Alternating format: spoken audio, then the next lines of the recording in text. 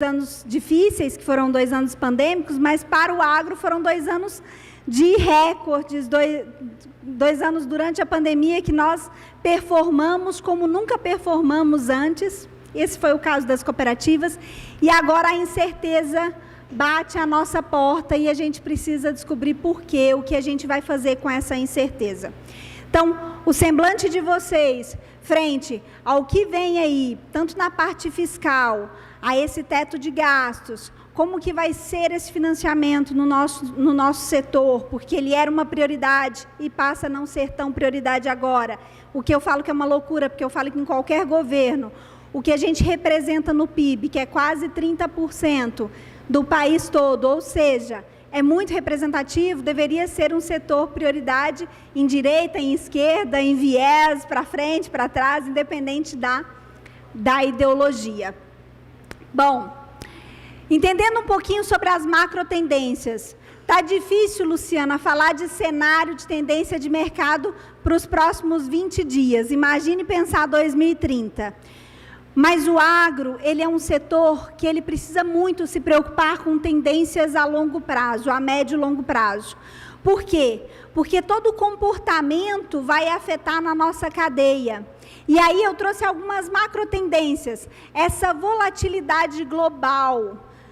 E aí eu não estou falando só dos bancos americanos aí, balançando e isso refletindo na nossa economia, as nossas próprias indústrias multinacionais, algumas balançando internamente aqui no Brasil e que vai refletir muito aí no nosso cenário. Globalmente, o nosso PIB, vocês vão ver, o PIB global, ele está numa tendência de crescimento mínimo. Então, existe ainda, eu sou uma pessoa que eu falo que, como gestora, sou otimista por natureza. Existe uma tendência de alguns economistas mais pessimistas de dizerem recessão global. Na última análise da Focus, já vem se descartando isso, né? Nós vamos crescer pouco, mas cresceremos. Só que, quando a gente joga tudo isso num caldeirão, que a gente fala, uma guerra na Ucrânia que não se apresenta um fim, bancos americanos apresentando uma fragilidade que nunca foi apresentado antes, vai gerando um cenário de incerteza, que isso vai virar algo que a gente precisa se preocupar para 2030, como uma macro tendência. Coisas que eram tão certeiras para nós, como os Estados Unidos, como a União Europeia, começa a ter problemas, a gente tem que pensar nessa volatilidade global. A aceleração dos compromissos globais com o clima. Quando eu falo o que o clima interfere, vocês vão brigar comigo aqui, porque eu me lembro, no último Top Farmers, eu fiz essa palestra, e o Top Farmers foi 10 dias depois da eleição. E nós estávamos com 14 milhões de hectares de soja, milho, algodão e café na plenária. E em 300 propriedades rurais. E aí eu disse, gente, uma coisa nós não podemos negar. Se tem algo que vai melhorar para nós, é a nossa imagem frente ao clima. Porque estamos fazendo, porque o governo que assumiu faz algo de muito extraordinário, desmata menos, cuida mais da nossa área verde, né, da nossa Amazônia. Não, porque ele consegue passar uma imagem de credibilidade que vai preservar o Brasil. E isso foi tão claro na COP27, gente, foi tão claro, que eu estava com alguns amigos que acompanharam a comissão e disse assim, gente, é assustador, porque em números, você prova por A mais B que o governo antigo, né, que era o Bolsonaro, ele preservou muito mais a Amazônia, os nossos biomas, do que na era Lula e Dilma. Só que a festa foi tão grande, mundial, quando o atual presidente chegou lá, que a gente precisa tirar uma coisa boa disso. Os nossos compromissos climáticos vão melhorar com esse governo a imagem do Brasil. Consequentemente, afeta no nosso agronegócio. Vou dar um exemplo para vocês. Países que não aceitavam a nossa exportação, e algumas cooperativas a gente estava tentando exportar, não aceitavam a exportação. A partir do momento da COP27, abre para a nossa exportação. Porque entende que nós vamos melhorar o nosso compromisso com o ESG, com a sustentabilidade do Brasil. Então, vamos tirar de um momento turbulento algo de bom. Vai melhorar a nossa aparência. Pode ser por fora bela viola, como diz aí a minha avó, né? E por dentro pão bolorento. Mas por fora, bela viola, estaremos mais bonitos, tá? Então, assim, é uma oportunidade, principalmente na cafeicultura, de novos mercados. Eu vou mostrar para vocês a questão dos nossos mercados de exportação dentro da palestra de hoje. E eu acho que vale muito a pena a gente surfar nessa onda. Se não dar para mudar a onda, a gente ajusta a vela. Então, tentamos mudar a onda no agronegócio por longo período. Não conseguimos mudar a onda. Então, eu falo para os meus líderes que eu acompanho diariamente, precisamos ajustar as velas. Quando se fala em demanda resiliente por commodities, principalmente a demanda por café, gente, nós estávamos numa feira em Dubai, que é uma das maiores feiras food do mundo, e até com uma cooperativa, e essa cooperativa tem tanto a parte de amendoim quanto a parte de café. E a maioria das exportações dessa cooperativa era feita para a China. E a gente vai ver a nossa dependência com os chineses, que é um risco muito grande. E essa dependência chinesa, ela precisa ser quebrada, a gente abrindo novos mercados. Nos Emirados Árabes, eles pagam melhor do que a China. O trâmite e a burocracia para exportação é menor e a demanda ela é crescente e latente. Nessa cooperativa que tinha tanto a parte de amendoim quanto café, hoje os Emirados representam quase 70% da exportação.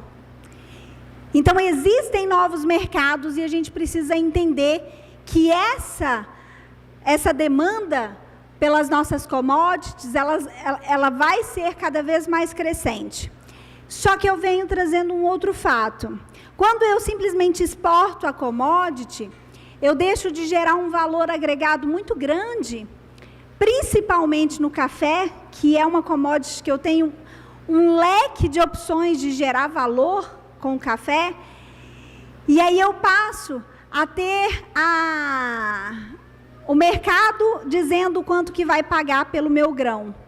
E aí nós sabemos o que está acontecendo aí no início desse ano, que todo dia eu abro o noticiário para acompanhar o café, porque eu atendo aí muitas cooperativas de café, eu abro o noticiário e está lá, baixa de café, Nova York em baixa, café em baixa, e aquilo vai dando até palpitação, porque em paralelo a essas notícias, nós temos o preço dos insumos disparando. O preço dos insumos disparando. O que a gente fazia de pacote tecnológico para o café há 2 anos atrás, Simão, meu amigo, há 2 anos atrás, a gente não faz 1/3 do que a gente faz hoje. Então, assim, insumos subindo e o preço da commodity caindo. Então, eu tenho que sair dessa pressão do preço da commodity para daí, então, aproveitar o valor agregado.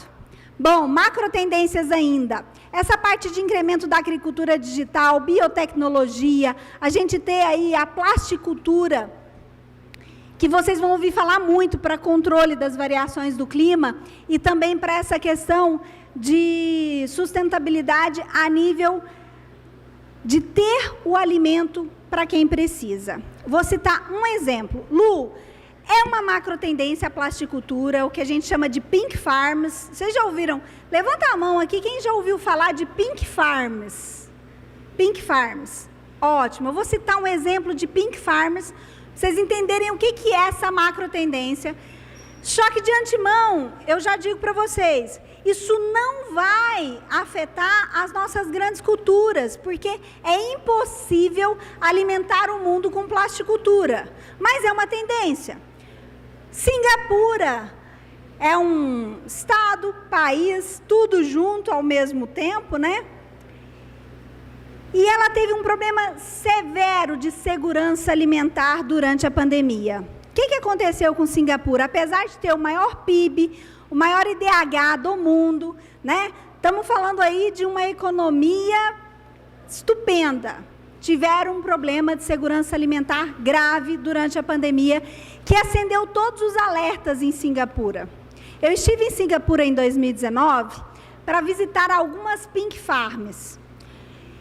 E era algo assim, incipiente. Em alguns prédios de Singapura, eles fazem o cultivo, principalmente de HF, né? Mas eles já estão com outras culturas, mas principalmente de HF, todo climatizado, porque não tem território para cultivar, mas isso era incipiente. Quando aconteceu o problema da nossa... Ó o nosso presidente aqui chegando. Oi, galera, tudo bem? Sejam bem-vindos. E aí, quando aconteceu a questão da pandemia, não chegava a exportação, eles não conseguiam importar alimento para Singapura, começaram a racionar o estoque que tinham. E aí começaram a perceber que, apesar de ser uma economia extremamente exponencial, uma economia, né, pulsante, de negócios, Singapura respira negócios, não adianta você ter isso se você não tem o básico, que é garantir aos seus, à sua população o alimento. Ninguém vive de business, ninguém vive de negócios. As pessoas precisam comer. E aí, quando não tinha como chegar a importação de alimentos, eles acenderam um alerta. Tem área agricultável em Singapura? Não. Então, eles foram para a solução de Pink Farmers, que é a plasticultura aqui, ó. Controle para a gente ter aí condições agricultáveis. Lu, vai alimentar o mundo com plasticultura, com Pink Farms? Não, mas é uma das soluções, tá? E isso está acontecendo muito em São Paulo, com um valor agregado, que é o que eles chamam o HF direto para a mesa das pessoas, com um custo, lógico, para você fazer plasticultura não é barato, é caro, mas você tem um controle biológico muito grande, de pragas, de doenças, né? Então, é uma tendência. Oswaldinho, meu vice-presidente da Cochupé. Tudo bem por aí? Seja bem-vindo. É algo que eu acho que a gente precisa se atentar. Fórum Econômico de Davos, uma pesquisa com mais de 4.110 líderes agora, 40% percebem que as empresas não durarão mais 10 anos. Olha que pessimismo isso. 73% acreditam que o crescimento vai diminuir em 2023. 66% dos economistas preveem recessão para o ano. Lembra que eu falei sobre o pessimismo?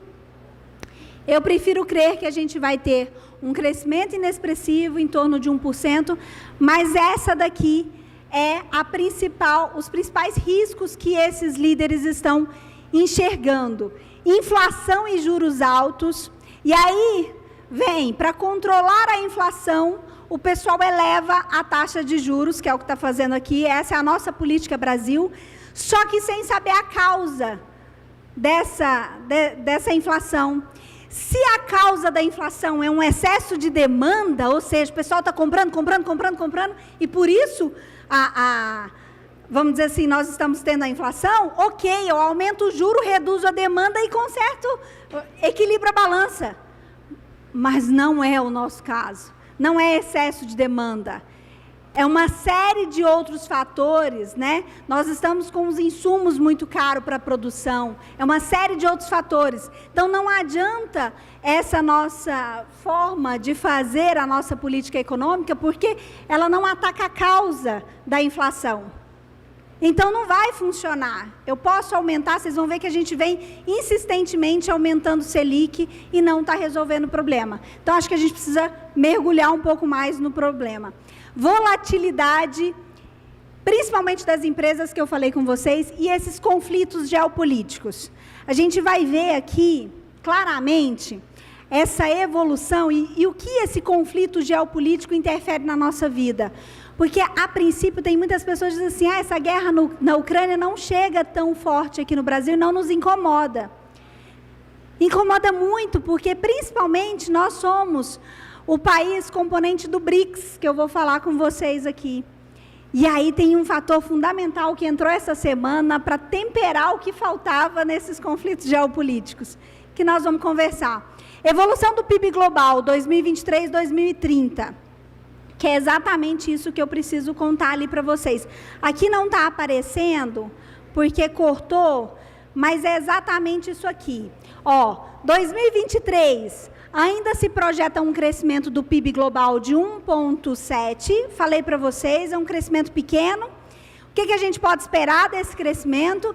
É melhor do que recessão. Sabe aquele assim, você diz assim, dos males o menor?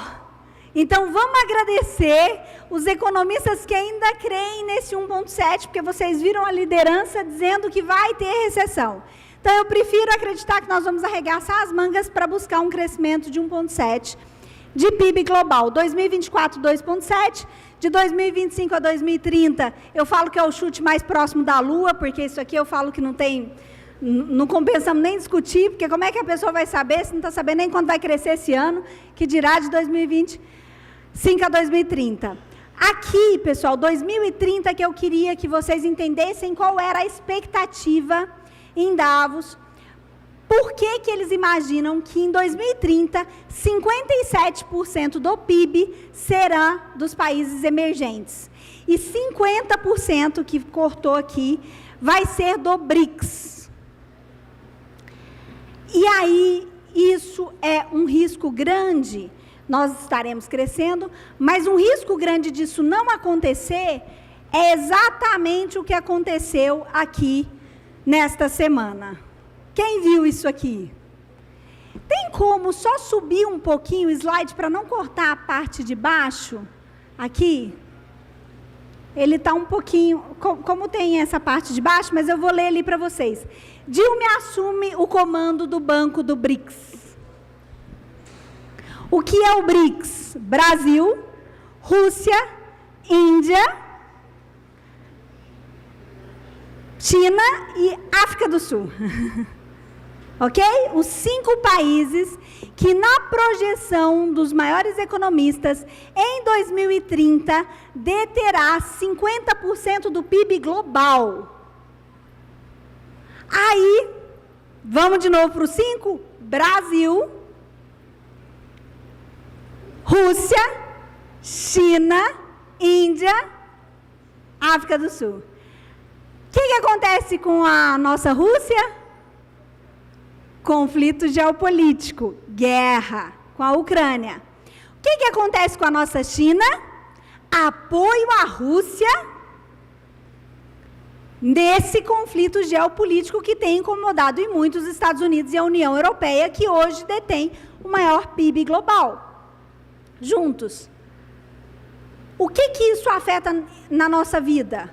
Estamos junto do BRICS e assume o Banco do BRICS, que é a presidenta do Banco BRICS, que resolve onde vão ser os investimentos, né, dos 5 países em conjunto, no seu banco que é em conjunto, que é uma pessoa extremamente capaz, que nós já tivemos ela como presidenta aqui, e nós sabemos que tecnicamente não existia uma mulher melhor para assumir esse cargo para o BRICS. Tinha? Tinha? Gente, não tinha. Eu queria entender, porque eu fui a fundo descobrir se teve muitas pessoas, porque é um conselho que elege a presidente do BRICS. Se tinha alguém contra, né? Se alguém votou a favor, né? Ou quem votou contra, foi quase por unanimidade a escolha. E aí você começa a pensar, o que vem por aí? Então, num país que promete ser, 50% do PIB global em 2030,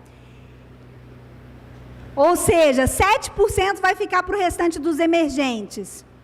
A gente começa a ter dúvidas sobre a gestão, me incomoda um pouco saber se a gente consegue cumprir essa evolução do PIB global. Mas vamos lá, novamente, a Luciana disse para vocês que nós não podemos mudar a direção das ondas, mas podemos ajustar as velas. Eu falo isso insistentemente nas reuniões de conselhos com as minhas cooperativas, que nós precisamos correr atrás daquilo que realmente a gente consegue. Bom, seguimos o bonde. Se estamos felizes ou não, não fomos consultados sobre isso, né? Mas seguimos o bonde. Representatividade do PIB brasileiro em relação ao PIB global. Eu queria que vocês entendessem isso aqui. Todo o produto interno bruto nosso, em 1980, a gente representava 4,3% do PIB do mundo. E aí a gente veio perdendo essa fatia considerável. Lu, mas a gente vem crescendo no agronegócio, a gente vem crescendo em outros setores. Sim, só que o mundo também cresceu e cresceu numa velocidade maior do que a nossa. Não é que nós recolhemos, não é que nós recuamos. Se você olhar o PIB do agro, principalmente em 1980 para hoje, é exponencial. Só que o mundo cresceu muito e nós poderíamos ter crescido mais. Em 2022, nós fechamos com 2,9%, nós recuamos um pouco em termos de PIB do agronegócio, principalmente, que é o que eu gostaria de falar com vocês. Bom, dados econômicos Brasil. Gente, isso aqui eu tirei ontem. Vida de consultor e de palestrante de mercado é uma caixinha de surpresa. Ontem esse dado está fresquinho, não sei, vai ver que hoje solta um outro dado, mas eu peguei com a Focus ontem esse dado, porque como nós não tivemos o lançamento do arcabouço fiscal para que a gente faça a nova regra e tire o teto de gastos, isso gerou uma insegurança no mercado, a ponto de que a gente teve que atualizar o IPCA, e aí com essa atualização a gente vai para o IPCA e uma Selic atualizada ontem.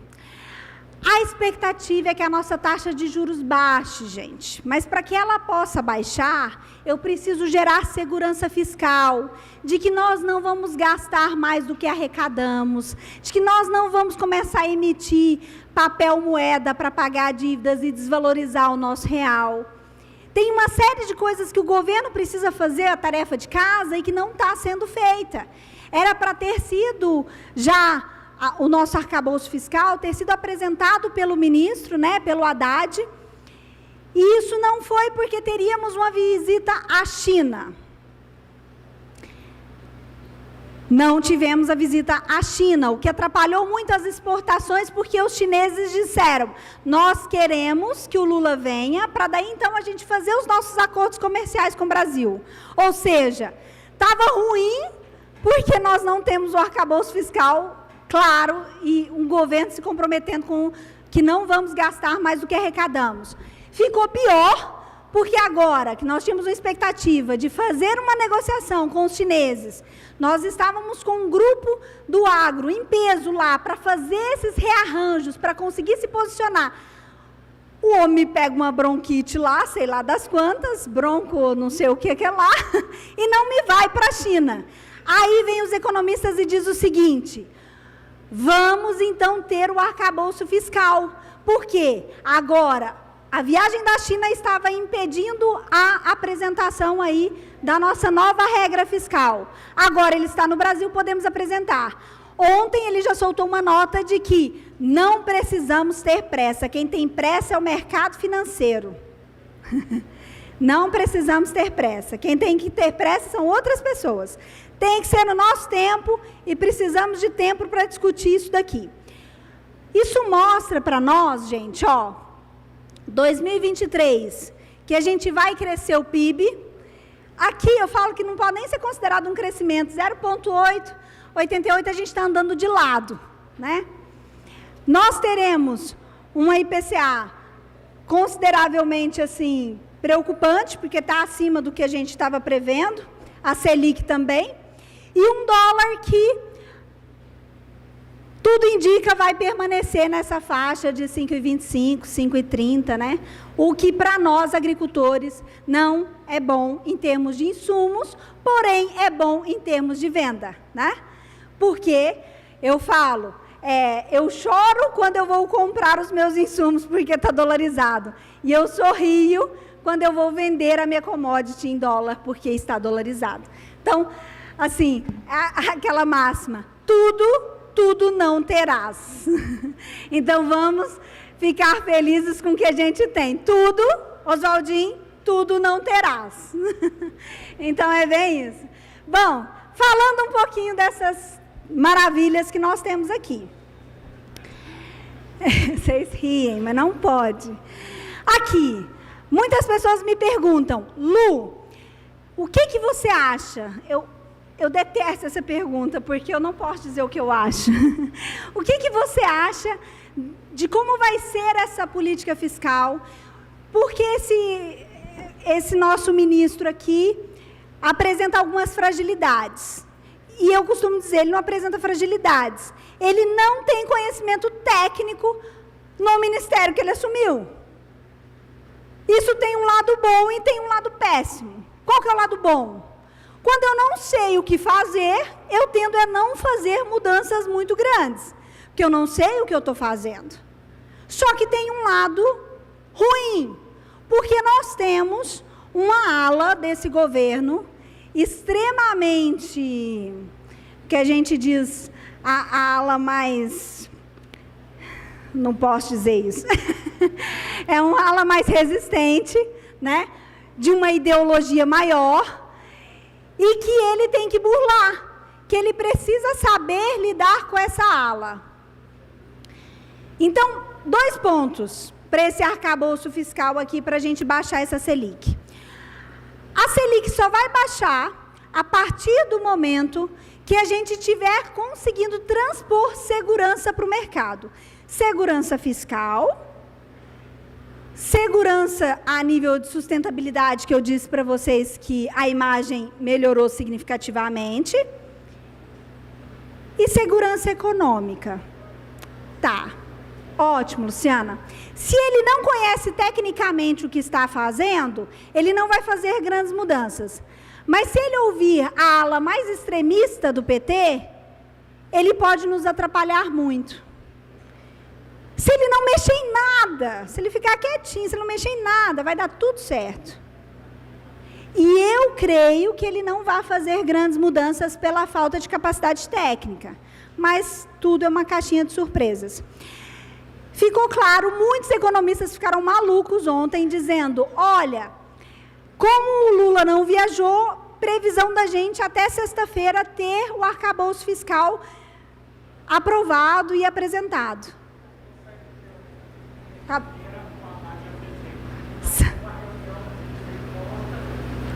Que maravilha. Que maravilha, porque ontem nossa Selic subiu por conta da não apresentação desse arcabouço fiscal. Vida de consultor e palestrante de mercado é uma caixinha de surpresa, eu não abri o G1 agora. Então, assim, espero do fundo do coração, porque a gente precisa, para demonstrar segurança política no nosso país, nós precisamos apresentar esse arcabouço fiscal, para acalmar o financeiro. Porque nós temos uma expectativa de super safra, gente. Eu vou falar agora da parte do agro, que é a parte que eu mais gosto. Nós temos uma expectativa de super safra. As coisas vão caminhar muito bem.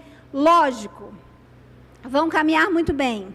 O café, eu digo que vocês têm que ser resilientes, né? Vamos abrir um parêntese para o café. O café, ele é uma cultura de resiliência. Então, nós precisamos encontrar caminhos para o café. Porém, durante a palestra, a gente vai achar pelo menos o trieiro para caminhar dentro da cafeicultura. Bom, seguindo aqui, pessoal, dentro da nossa linha de raciocínios, nós temos a evolução na demanda de alimentos crescente aqui. E aí, isso daqui não vai parar, isso daqui vai continuar, isso aqui vai persistir. Nós vamos continuar precisando alimentar o mundo. Tem até aqui um dado que eu trouxe para vocês, que eu queria compartilhar, que nesse ano de 2022, nós temos 200 e... Acho que 200 e... Tá errado esse dado aqui. Nós temos um pouco mais do que 213 milhões de habitantes. Mas nós atendemos, além da nossa população inteira, junto 1 bilhão de pessoas em 2022 para alimentar. Nós, como Brasil, saiu esse dado que nós alimentamos 1 bilhão de pessoas. E o nosso compromisso com essa demanda crescente de necessidade de alimentos ainda vai ser cada vez maior. 2030, nós seremos o maior exportador de alimentos do mundo. Tem pontos positivos, tem pontos desafiadores. Por quê? Porque nós temos compromissos climáticos, lembra? Nós precisamos, e já estamos fazendo isso, vocês vão ver um próximo gráfico aqui, nós estamos crescendo em produtividade e crescendo bem pouco em área. Então, eu tenho crescido pouco em hectares cultivados, mas crescido muito na quantidade de sacas que nós estamos colhendo por hectare. Só que isso, gente, para nós, Brasil, é algo complexo de se fazer. Porque uma coisa é você lidar com uma safra no hemisfério norte, onde nós temos tudo propício para que o solo seja abençoado por natureza, né? Ele fica lá descansando, os micronutrientes crescendo para que a próxima safra seja muito boa. E nós aqui fazemos 4 safras. O que a gente precisa fazer para competir e para ser eficiente, para colher bem, num país que é um calor, vocês estão sentindo calor aí? Num país que é um calor, onde nós temos que jogar bastante adubo, a gente tem que colocar foliar, nós temos que colocar defensivo, a gente tem que... Porque nós somos um país propício aos bichinhos, propício a pragas. Tudo cresce no calor. Então, nós vamos crescer em produtividade, mas a gente também vai ter o custo crescendo junto dos nossos insumos. Eu estava fazendo uma rodada de palestras na Expo Direto, lá na Cotrijal, e no Show Rural, na Copavel, no mês passado, fevereiro e início de março. E, gente, a quantidade, você olha a soja assim, e a gente foi rodar umas lavouras, a quantidade de buva que tinha, você falava, gente, o que está acontecendo? E aí o pessoal falando, Lu, resistência, você joga defensivo, você não consegue, aí você já contrata o pessoal para arrancar isso aqui, você não está tendo, as plantas estão ficando resistentes, você não está tendo mais qual produto jogar nessa produção. E isso vai acontecer cada vez mais. Então, vai crescendo o nosso índice tecnológico. Só que será que o nosso valor da commodity vai acompanhar o crescimento dos nossos insumos? Vai. Pelo ponto seguinte, nós precisamos alimentar o mundo. As pessoas não vão parar de comer. Então, como nós vamos ter uma alta demanda, automaticamente a gente vai sendo suprido por isso. Só que o produtor, e eu vou falar isso um pouco mais para frente, que não tiver a gestão da sua propriedade rural, não vai conseguir equilibrar a balança. Porque nós precisamos monetizar a terra. Esse é o grande desafio do produtor hoje. Não é simplesmente plantar e colher e trocar de caminhonete no final do ano. Nós precisamos monetizar a terra. Nós precisamos fazer com que ela seja lucrativa, rentável. Bom, pensando nisso daqui... só voltando aqui, que eu não falei com vocês. Aqui. 84 milhões de habitantes na década de 70 e nós importávamos alimento. Então, olha que exponencial. Em 70, a gente importava alimentos para o nosso consumo E em 2022 a gente atende 1 bilhão de pessoas no mundo. A gente, além de alimentar todos os nossos brasileiros, a gente ainda alimenta pessoas do mundo inteiro. Isso aqui é muito, muito bacana. Exportações internacionais, aqui que eu queria chegar com vocês.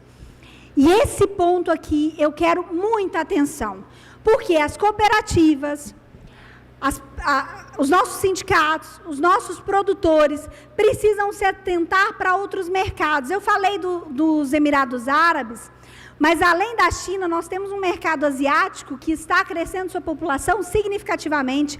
Nós temos outros mercados que a gente pode abranger e com grande potencial de pagamento. Bom, 31% foi comercializado de toda a nossa exportação, que a gente teve um superávit fantástico esse ano, né? Exportamos mais do que importamos, mas 31% está na China.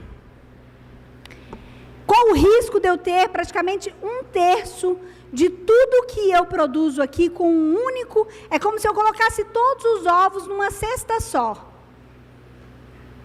Se fosse um governo, que é um governo extremamente...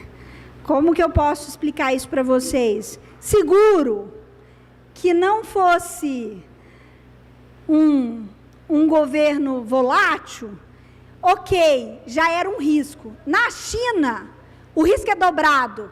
Olha o que aconteceu com os nossos pecuaristas, com as nossas indústrias de carne, porque perdemos, por um período curto, as nossas exportações de carne para a China. Foi o caos. Vocês não têm noção do que aconteceu. Porque surgiu um resquício de vaca louca, e aí, para a exportação na China, e o que a gente faz? Joga no mercado interno. Joga no mercado interno e a picanha sai de R$70 e vai a R$29 o quilo. Isso paga o pecuarista? Paga o custo dele, da produção? Não paga. Eu vou contar para vocês algo que aconteceu com o nosso vizinho, o Chile. O Chile, gente, ele é o maior produtor de cereja do mundo, um dos maiores produtores do mundo de cereja. E, praticamente, toda a produção é exportada para a China também. Eles também têm essa dependência dos chineses, como nós temos. Vamos pôr, cada um serve a sua carapuça, nós também temos. Os chineses embargaram a exportação da cereja, depois da safra inteira do Chile colhido. Estava tudo no porto. Embargaram, isso ano passado, 2021, embargaram, ano retrasado, 2021, embargaram. Toda a cereja apodreceu no porto. E eles pagaram por isso? Quem amargou o prejuízo disso? O produtor. Então, qual o risco da gente fazer, ok, eu acho que a China está crescente, a Índia também exponenciando em número de população, mas a China crescente é um mercado que paga bem, é um mercado que está aberto para nós, mas eu vou dizer para vocês, um mercado, um governo que apoia uma guerra, que apoia toda a atrocidade que está acontecendo na Ucrânia, que embarga a exportação de um produto perecível, simplesmente para jogar o custo daquele produto lá no chão, para depois ele comprar mais barato. Não é um governo confiável que a gente tem que ter 31% de toda a nossa commodity, toda a nossa exportação nele. Vocês vão me desculpar. Nós já temos 16% na União Europeia e 6,6% nos Estados Unidos. O mundo está muito grande, as pessoas precisam comer, nós temos outros mercados. Cabe a nós nos organizarmos para buscar esses outros mercados. Tem muita gente querendo comprar da gente. Só que a gente fica bitolado sempre nos mesmos países. E isso daqui é um risco muito grande. Levanta a mão para mim, quem considera, eu quero até fazer um teste aqui com vocês, quem considera arriscado, mas olha, vou dar um outro dado para vocês. Isso aqui já foi 40%. Caímos. A gente achou outros mercados, já baixou 9%, já foi 40%. Quem considera, levanta a mão para mim, arriscado o jeito que esse país faz de política aqui para as nossas commodities. Levanta a mão para mim, arriscado, considera arriscado. Tá. Levanta a mão para mim quem não considera um risco. Uai, então levanta a mão quem estava dormindo aí para mim, por favor, agora. Não bateu minha conta aqui. Levanta a mão para mim quem considera arriscado. Levantaram. Quem não considera arriscado? Boa, gente. É arriscado, é um risco muito grande a gente ter 1/3 ali nos nossos chineses. Bom, mas aí eu tenho um amigo que é o Charles Tang, que ele é o presidente de comércio Brasil-China, né? Ele sempre palestra para nós, inclusive.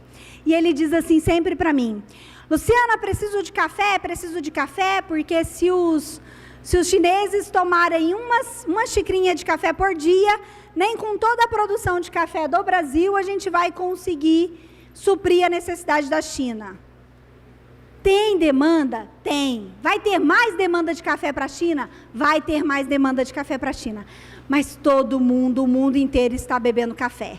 Que seja através da Starbucks, que seja através de outros mercados que estão se abrindo, mas tem oportunidade em todos os setores.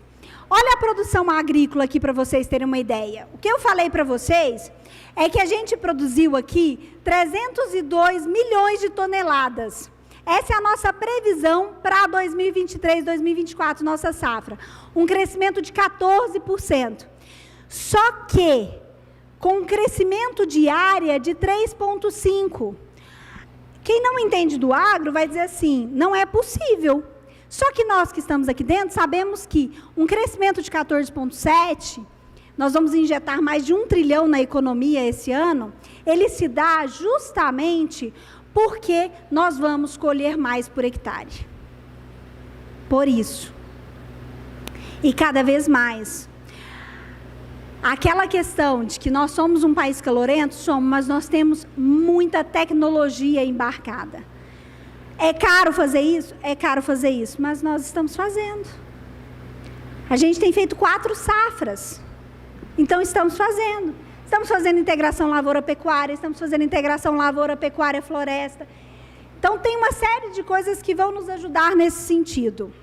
Bom, Lu, Laninha e El Ninho. O que acontece esse ano? Nós temos uma previsão de super safra no Brasil esse ano.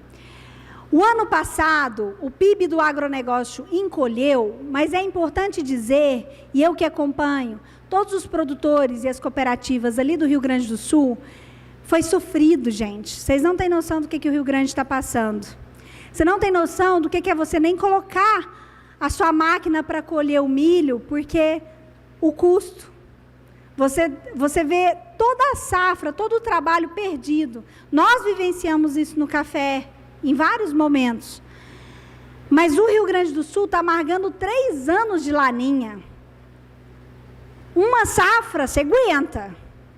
2 safras, você vende, menino, periquito, papagaio, você aguenta. 3 safras não dá, não. Não dá.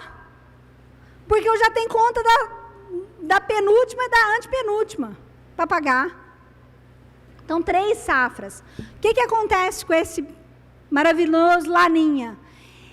Ele acontece o inverso. Sempre, historicamente, desde criança a gente fala, Nordeste não chove, Nordeste é seco, não tem chuva, né? E o Sul tem chuva, né? Vamos dizer assim, tem um equilíbrio dentro do Sul que chove na hora certa. Laninha chove no Nordeste e seca no Sul. Chove no Nordeste e seca no Sul. Agora, pessoal, até o mês de março, o pessoal ainda ficava assim, pode ser que não terminou laninha, pode ser. Agora soltaram, terminou, é o fim da laninha, só que não ainda é o início do El Ninho. Nós vamos ter um período de estabilidade, março, abril, maio, junho, julho, agosto, setembro. Então, vamos ter estabilidade climática, o que é muito bom. E lá para outubro, teremos o evento El Niño começando no Brasil. Vamos aproveitar o período de estabilidade. Os produtores que ainda têm fôlego no Rio Grande, que eu falo que alguns já não têm fôlego mais, algumas cooperativas não têm fôlego mais, mas os que ainda têm fôlego, eu falo, vamos aproveitar o momento de estabilidade para plantar. Bom, seguimos aqui.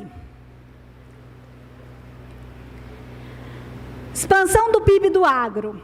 PIB do agronegócio em 2023 deve crescer aí 8,9%. Cresce por 2 motivos. Nós vamos colher mais, isso é fato, já falei aqui para vocês. Mas também, dentro do agronegócio, a forma que se calcula o PIB no agro, nós temos várias variáveis. Existe um trabalho muito significativo das indústrias e elas estão apostando muito. E aí não é só a indústria na parte de defensivo, fertilizante, eu acompanho algumas indústrias, para vocês terem uma ideia, de motosserras, motocultivadores,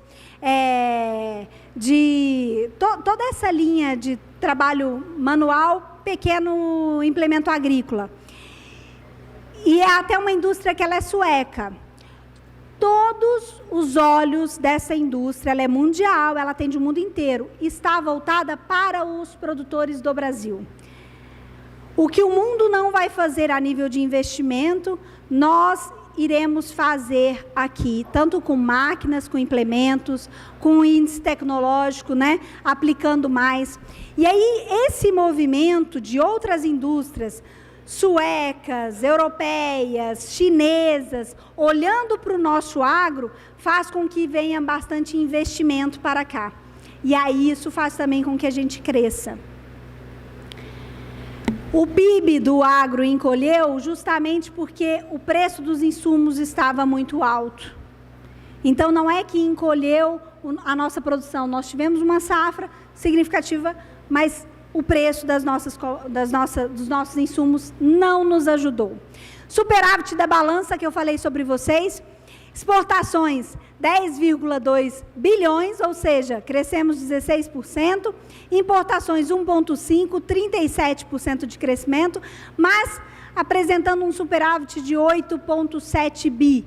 Isso é muito bom, porque significa que a gente gera riqueza, mais do que estamos comprando.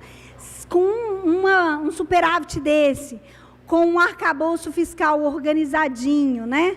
Se a gente fizer a nossa tarefa de casa enquanto política, eu falo, nós não precisamos, igual nós falamos do hemisfério norte, que tem aí muitos benefícios com a questão climática, com a questão também política, muito subsídio.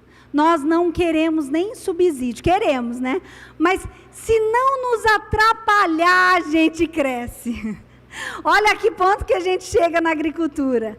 Se nós não formos atrapalhados por ninguém, a gente cresce. Então, a gente quer só que o MST se mantenha longe das nossas fazendas, para a gente ter paz para trabalhar. Nós queremos só que não nos atrapalhem. Se não atrapalhar, porque a gente é um povo que trabalha, que a gente arregaça as mangas, nós não esperamos nada de governo e nada de ninguém. Então, seguimos com esse superávit, e é algo que eu acho que a gente vai ter muito orgulho ainda. Café para os fortes, né? Nossa, Luciana, mas a carinha de vocês tinham que ver. Não vai vir nada mais, assim, animador. Eu lembro um evento, o seu Carlos Paulino abriu um evento de café uma vez, em 2019. Naquela crise que nós estávamos enfrentando na cafeicultura, que estava assim de chorar. E ele abriu o evento e disse assim, olha, gente, eu não tenho o que dizer para vocês, o momento é de chorar. Eu não posso nem dizer qual que é a expectativa de melhorar, mas o momento é de chorar.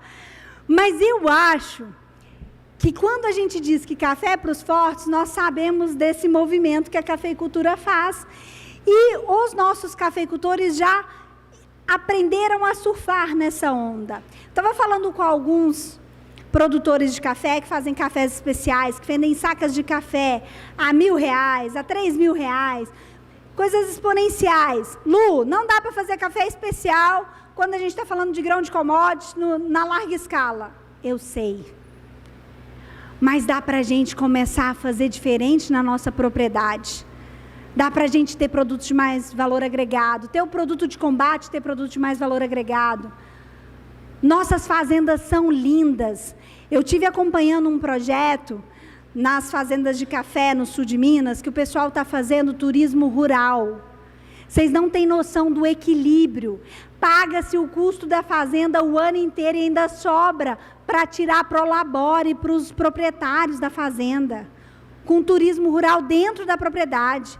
Paga o custo de todos os funcionários do ano. E eu falei, gente, eu não dava valor para esse negócio. E o que ele tem que fazer? Só mostrar a fazenda, que já é linda. As fazendas de café são as fazendas mais lindas que eu conheço.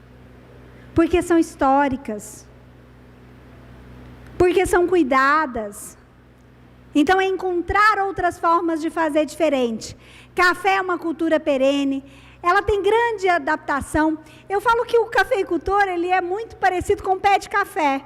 Porque depois de um estresse, seja ele quão difícil for, o pé de café sempre volta ao estado natural de produtividade.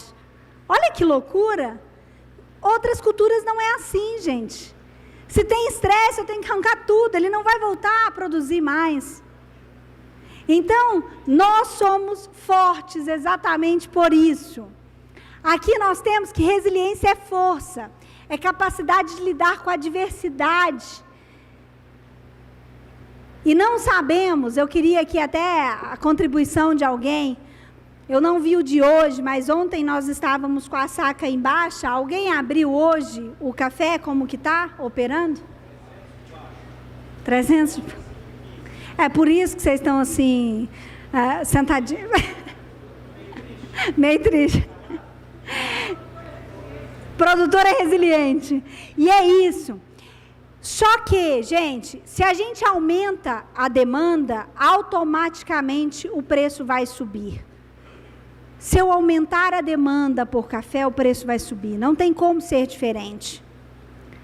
Então, nós precisamos, mais do que nunca, encontrar novos mercados, para não ficar tão volátil aí nessa precificação das nossas commodities.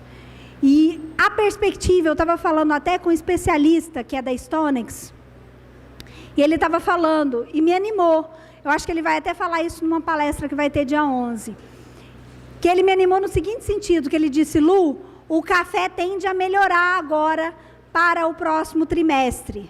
Eu falei, Deus te ouça, Deus te ouça. Vamos ver o que vai acontecer. Ele está me prometendo isso. Mas é engraçado, eu brinco. Nós, uma vez, pagamos uma palestra do Ricardo Amorim.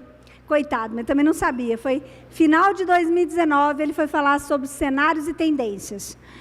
E ele tem um custo de hora, na época, que era de R$79 mil a palestra dele a hora. Então, ele vai lá, fala sobre o cenário, o que ele acha, o que ele está vendo. E aí eu lembro que em 2019 ele disse assim, 2020 é o ano do Brasil. Vocês lembram de uma manchete da Veja, que o Cristo Redentor estava voando, que ele estava saindo como um foguete? Vocês lembram dessa manchete? Ele levou essa manchete na palestra, e ele disse, 2020, ninguém segura o Brasil. Quando chegou, isso foi em novembro, final de outubro, quando chegou em novembro, veio o negócio da pandemia. Então, eu falo que ser economista é uma tarefa muito difícil, porque foi um dos piores anos. 2020 teve recessão, a gente teve uma taxa de IPCA. Quem fez contrato IGPM em 2020? Alguém fez contrato IGPM em 2020? Meu Deus, eu fiz. Eu comprei, na época, um terreno calculado no IGPM, porque, historicamente, o IGPM não estava passando de 3%. Chegou quase a 20%. Teve meses que eu falava assim, meu Deus, dava para comprar 10 terrenos aqui. Então, assim, não é fácil ser economista, principalmente no Brasil, é uma tarefa difícil. Seu maior patrimônio como cafeicultor é o pé de café. Gente, falamos sobre o cenário econômico, tudo aquilo que está acontecendo, como que vai o nosso PIB, o que a gente espera da taxa Selic, como que a gente precisa se preparar para o que vem por aí. Só que isso é aquilo que eu não posso mudar. O mercado eu não controlo, o clima eu não controlo, o preço da commodity eu não controlo, o dólar eu não controlo. Então, eu vou ter que ser resiliente, como cafeicultor, para controlar aquilo que é possível. E aí eu venho com as principais dores hoje dos nossos produtores. Investimento em expansão de negócios, com essa incerteza, todo mundo tirou o pé. Ninguém mais está fazendo investimentos expressivos. Até algumas pessoas falam assim, Lu, vamos esperar para ver o que vai ser. Então, automaticamente, a incerteza leva a gente para uma zona de conforto que diz assim, eu vou ficar aqui paradinho. Se ninguém me notar, já está ótimo. Não vamos mexer. Então, isso daqui é um risco, porque eu tenho que saber a hora de investir e se devo ou se não devo. Planejamento tributário. Tem muita fazenda de café com problemas tributários gigantescos. Teve fazendas que fizeram recuperação de PIS, COFINS irregular, que eu vou dizer um negócio para vocês.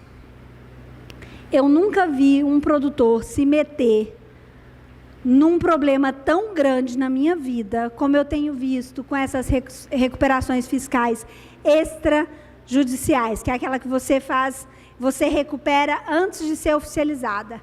E aí, depois que o dinheiro está na fazenda, ele compra carro, ele compra caminhonete, ele compra colhedora, ele compra trator, ele faz um regaço. Aí depois, vem a nossa parte tributária e diz, é indevido, você precisa devolver, só que com juros. E aí esse dinheiro não existe mais. E aí o que ele faz? Arranca os cabelos da cabeça. Porque eu quero uma solução, virou um mega de um problema. Então, esse planejamento tributário é muito importante. E não é só sobre recuperação fiscal, não, gente. É planejamento tributário mesmo. Se você tem que fazer uma holding dentro da sua propriedade, se você consegue trabalhar com CPF, igual muitos de vocês trabalham. Então, tributário é um risco para o cafeicultor muito grande. Fontes de financiamento. Se o nosso juro começa a ficar caro, financiar lavoura passa a não ser algo muito interessante. Por quê? Porque toda a lucratividade vai no juro do financiamento. Então, cuidado com a nossa inflação aí, dos custos e as nossas fontes de financiamento. Comercialização e hedging. Eu tenho uma experiência de operação não redeada, que eu vou dar, que foi de uma cooperativa, eu vou citar ele para vocês. Não sei se vocês conhecem, era uma cooperativa que ficava em Juí, Cotrijuí, entrou em liquidação judicial já há algum tempo, mas eu me lembro que ele precisou dar um tombo. Então, o que ele fez? Nesse tombo que ele precisou dar, ele vendeu sem redear a operação. Soja, na época, estava a R$70 a saca. Em uma semana, a soja bateu 130. Foi exponencial, foi histórico, nunca tinha acontecido. Não se paga mais. Não se paga mais. Então, operação tem que ser redeada. Eu preciso ter segurança para trabalhar. Se eu não tiver segurança para trabalhar, eu vou fazer barter, eu vou fazer minhas operações, mas faça com segurança. Não, eu gosto de correr um certo risco, Luciana, porque aí eu vou navegar junto ao mercado e vou escolher o melhor momento. Mas vamos travar o custo? Vamos correr risco no que é lucro? Porque se eu corro risco no que é custo, se dá errado, eu não tenho dinheiro para pagar aquilo que eu já me comprometi. Então, não tem problema, eu acho que a gente é agricultor, nós já estamos acostumados a correr risco. Já está no nosso DNA. Mas vamos correr risco naquilo que a gente pode correr? Eu não posso, por exemplo, eu costumo dizer, não posso correr risco no coração. Vamos correr risco no rim, que eu tenho outro. Né? No coração, não. O coração, se parar de funcionar, eu vou morrer. Então, eu vou correr risco no rim, porque eu tenho 2 rins. Se um parar, o outro vai continuar ali. Bom, gestão ambiental e crédito de carbono tem um potencial incrível. Vejam consultorias de crédito de carbono. Tem muito fundo de investimento pagando pelas nossas APPs. É só se organizar. Você vai receber crédito de carbono. Só que para isso você precisa de uma série de burocracias. Eu sei, é chato. É chato. Só que é dinheiro no bolso, tem oportunidade. Digitalização das operações agrícolas, modelo de gestão, sucessão e governança corporativa. Tem até uma consultora que eu assisti uma palestra dela esses dias e ela lida só com sucessão. Eu acompanho os consultores da Imiprado com sucessão, mas eu não faço sucessão propriamente dita. E aí ela falou uma coisa numa palestra que me chamou muita atenção, que ela disse assim, não queira ser um defunto odiado. Não queira ser um defunto odiado. Por quê? Porque você deixa aquela loucura que está tudo na sua cabeça. Tem alguns produtores que falam assim para mim, Lu, eu faço a gestão aqui, está tudo na minha cabeça. De vez em quando eu ainda faço uma pegadinha, eu pego uma impressora, coloco do lado, eu queria imprimir em 2 folhas, frente e verso, por favor, porque aí depois eu vou estudar um pouco sobre como que você opera aqui na fazenda. Não, Luciana, está na minha cabeça. Então, não vai funcionar. Porque quando você falece, ao invés do ente querido chorar você, vai chorar de raiva, de pensar, olha a quantidade de pepino que meu pai me deixou aqui. Então, a gente tem que ser defunto amado, que é aquele que você vai embora, mas você deixa as coisas organizadas.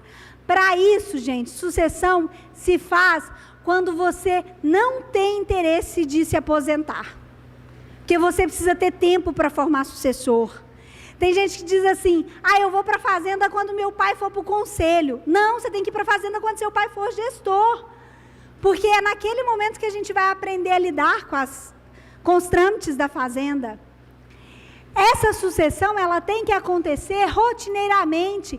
E não é por osmose. Não é porque o menino nasceu de você, que veio de você, é teu filho, que ele sabe o que tem que fazer, não. Ele não sabe. Mas ele acha que sabe. Essa geração acha que sabe tudo. Meu filho de 8 anos, eu tenho um filho de 8 e uma filha de 2. Meu filho de 8 anos, eu vou explicar as coisas para ele, ele diz assim, eu já sei. Ele tem 8, eu imagino de vocês, com 18, com 19, com 20. Então, é a geração de que sabe mais do que a gente, porque ele tem um telefone que ele acessa tudo. Só que competência são 2 coisas, é conhecimento, capacidade e experiência. Eu falo isso muito para os jovens. Experiência é algo que você adquire sujando a botina no campo. Não dá para você adquirir experiência no telefone, em Harvard, em Purdue. Não dá. Você precisa adquirir experiência na terra. E aí esse processo de sucessão, ele tem que acontecer de uma maneira mais tranquila. Nós fizemos uma pesquisa aqui, essa até da KPMG, a próxima é a nossa, com grandes agricultores. 85% dos agricultores considera que governança é muito importante. 55% não tem acordo formalizado de sócios. Mas Luciana é meu irmão. Vocês não têm ideia do que é ser o seu irmão. É problema dobrado. Se fosse um desconhecido, era melhor. Porque aí o seu irmão tem a sua cunhada, tem os seus sobrinhos, tem a esposa do seu sobrinho, tem o marido da sua sobrinha. Vocês não têm noção o inferno que é isso aqui. Então, considera que governança é importante quase 100%, mas 55% não tem acordo entre os sócios. 47% das decisões são tomadas justamente por uma única pessoa dentro da propriedade. 31% tem programa de sucessão familiar só. Ou seja, só 30%. E 29% tem conselho de família. Eu já participei de alguns conselhos de família. Quem aqui tem conselho de família? Alguém tem conselho de família? Ninguém aqui tem conselho de família? Eu já fui conselheira de conselho de família. Eu ficava mais administrando brigas que aconteceram nos últimos 20 anos do que falando de negócio. Era um momento de lavar roupa suja, era fantástico. Era um momento dele falar, mas quando nós compramos há 30 anos atrás, eu dei 5.000 cruzados novos. Aí eu virava e falava assim, não, eu sou do real para frente.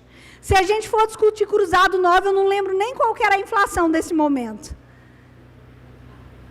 Então, pessoal, aqui na nossa pesquisa, que foi da M Prado, índice de excelência em gestão, só 20% dos agricultores têm. Ou seja, a gente precisa melhorar dentro de casa. Não adianta eu esperar o governo, o PIB, a Selic, taxa de juros, o IPCA, o IGPM, se dentro de casa eu não faço o meu beabá. Eu não faço gestão de custos, eu não faço custo hora máquina, custo por talhão, custo por produtividade, eu preciso melhorar dentro de casa. Se dentro de casa está rodando redondinho, eu posso correr o risco de um governo até desastroso. 5% dos agricultores de pequeno porte têm gestão eficiente. É muito pouco. É muito pouco. Então, nós precisamos melhorar isso aqui. Pontos de melhoria na gestão. Esse daqui é meu penúltimo slide para vocês. E eu queria trazer eles para vocês. Eu sei que é uma coisa que não é fácil de se fazer, porque eu preciso colocar isso na rotina.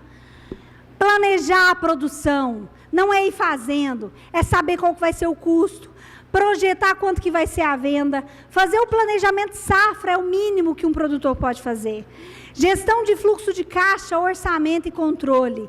Eu tenho que ter orçamento para tudo dentro da fazenda. Orçamento para EPI, orçamento para investimento em máquinas, orçamento para tudo. Até para dar os brindes. Esses dias eu fui numa propriedade e era final de ano.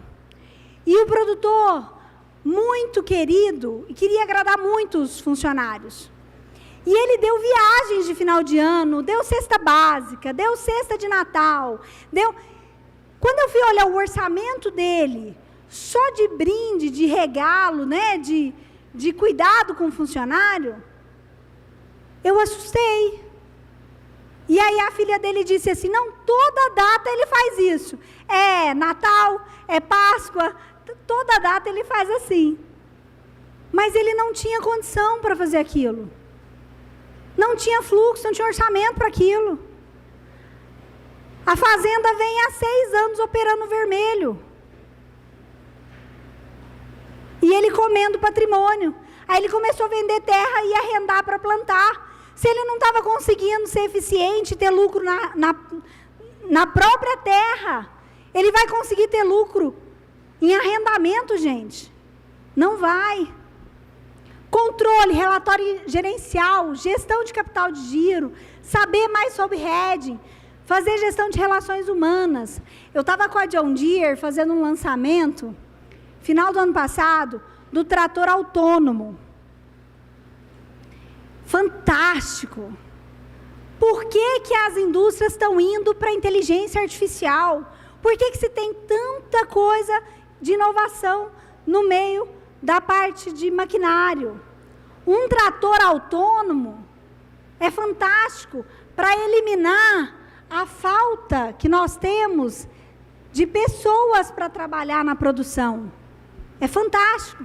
Mas nós temos internet para isso? Sabe o que aconteceu? A gente foi fazer o teste com o autônomo aqui no Brasil. Chegava no meio da propriedade, ele perdia o sinal e parava. Quantas vezes, para passar o relatório, a colhedora teve que voltar um pouco para pegar sinal, para transmitir o relatório, para continuar colhendo? Não estamos nesse ponto de eficiência ainda. Muito se fala em agricultura 5.0. Agora lançaram a 6.0. Eu disse, se a gente não tem nem a 5.0, como que eu estou lançando a 6.0? A gente não tem nem 3G. Essa é a mais pura verdade. Nas propriedades agrícolas, ainda tem muito ED. E tem propriedade que não tem nem ED. Então, a gente precisa melhorar.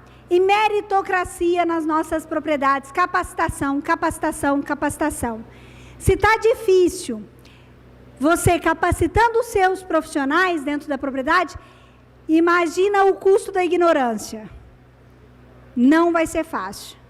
Luciana, é caro treinar a gente no campo. Eu treino um operador, vai o concorrente, me toma ele. Eu treino outro operador, vai o concorrente, me toma ele. Mas prestem atenção, calculem o custo da ignorância. O operador não ser capacitado e quebra a máquina. O custo é muito maior. Então, pessoal, eu queria dizer para vocês que esse é o projeto que eu lancei mês passado, que se chama Um Propósito Chamado Agro. Eu estou há 18 anos no agronegócio, rodando aí o Brasil e o mundo fazendo palestras, tanto de mercado, quanto de propósito, quanto para as pessoas, impactando a vida das pessoas, dos líderes, fazendo parte de gestão de conselhos. E uma vez me perguntaram, Luciana, por que você não faz palestra, né, para outros mercados? E eu disse, porque eu sou apaixonada no mercado que eu trabalho. Não há nada mais prazeroso do que fazer parte do agronegócio brasileiro.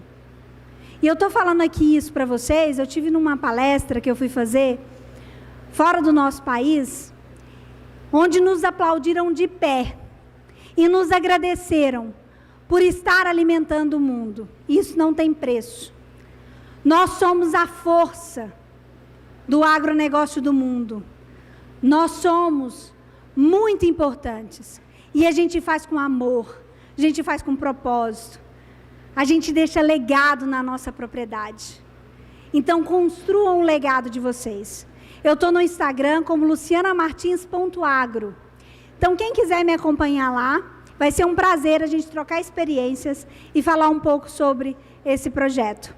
No mais, eu deixo meus contatos aqui no final. E muito obrigada por poder estar aqui e falar para vocês. Queria trazer notícias mais positivas, mas eu digo para vocês que eu sou resiliente e otimista por natureza. Obrigada, gente. Palmas. Parabéns, Luciana. Parabéns. Obrigada por compartilhar conosco aqui, né? O auditório cheio. Começamos, né, com poucos e terminamos com o auditório cheio. Obrigada mesmo por trazer tantas informações precisas e necessárias. E eu tenho uma pergunta para você. Você vai ficar aqui para acompanhar o workshop? Você vai ficar? A gente pode abrir as perguntas no final, e aí no final você também participa do debate final? Então eu vou te convidar para você ficar, porque você disse uma frase muito importante, que você disse ali, que café é para os fortes. Mas forte mesmo é o time que eu vou chamar aqui. Então eu vou convidar você para ficar aqui com a gente e assistir. Palmas para a Luciana mais uma vez. Isso, as perguntas vão ser no final do workshop, né, do debate, que a gente vai ter agora de mercado de café. E aí, se você quiser se assentar aqui na plateia, e aí no final a gente convida você novamente para participar do debate. Obrigada. E dando sequência, agora nós vamos partir para o workshop Mercado de Café. E como eu disse, o time que eu vou chamar aqui é forte.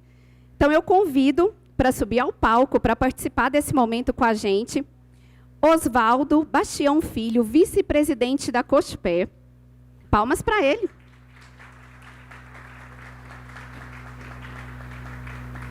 Nelson Carvalhais, do Escritório Carvalhais Limitada e Porto de Santos Comércio e Exportação Limitada.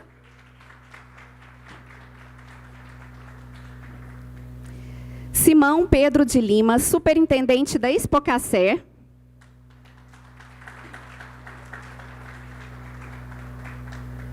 E Ricardo Tavares, representando a Cafebras.